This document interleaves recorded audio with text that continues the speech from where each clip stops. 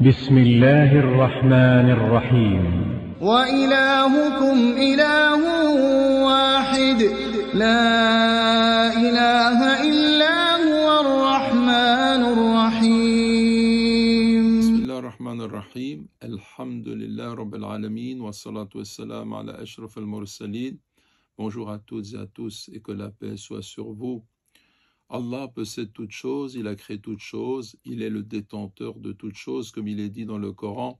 قُلْ لِمَنْ مَا فِي السَّمَاوَاتِ وَالْأَرْضِ قُلْ لِلَّهِ كَتَبَ عَلَى نَفْسِهِ الرَّحْمَةِ. Dis à qui appartient ce qui est dans les cieux et la terre, dis à Dieu, il s'est prescrit à lui-même la miséricorde. Et donc Dieu possède toutes choses. On sait que si un homme, par exemple, possède une voiture, eh bien, il pourrait choisir de la détruire. Bon, ce ne serait pas très intelligent, mais s'il le fait, eh bien, personne ne peut le lui reprocher, du moins au niveau de la légalité, eh bien, il ne commet aucune infraction et il a le droit de faire ce qu'il veut de ce qu'il possède. Dieu nous rend attentifs au fait que, eh bien, il s'est prescrit à lui-même la miséricorde. Et cette prescription fait que l'ordre de la création obéit à cette règle d'or. Tout est l'expression de sa miséricorde, même si nous ne le voyons pas nous-mêmes, parfois lorsque nous sommes par exemple confrontés au malheur, mais il y a beaucoup de choses qui nous échappent. Nous n'avons pas apporté de jugement, lui sait, et nous ne savons pas ce qu'il y a derrière tel ou tel événement. Tout ce que nous devons comprendre, c'est que autant il est miséricordieux vis-à-vis de nous, autant nous devons nous traduire cette miséricorde par le fait de répandre amour et miséricorde autour de nous.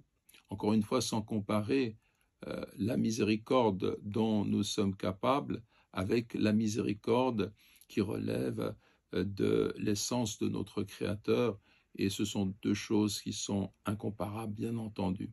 Mais cela signifie que cette miséricorde est un modèle pour nous et que nous devons vivre, entre guillemets, sous ce régime. C'est une très mauvaise expression pour dire que nous devons répandre autour de nous la miséricorde.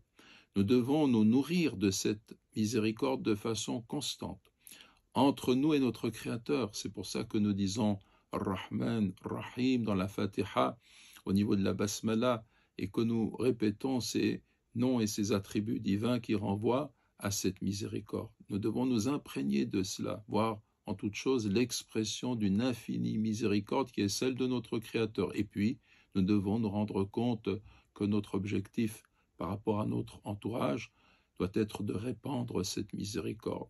Chaque fois que j'entreprends une action où la dureté est imposée, où je mets à l'écart les autres, où je me montre violent, méchant et mauvais par rapport à telle ou telle créature, chaque fois que je romps des liens qui devraient normalement être les liens de miséricorde, eh bien je suis dans l'erreur. Je vais contre cette volonté divine qui a répandu sur terre toute la miséricorde. Que Dieu fasse que nous soyons de ceux qui vivent selon cette miséricorde et qui sont les messagers de cette miséricorde, Inch'Allah. Wa jazakumullahu khayran.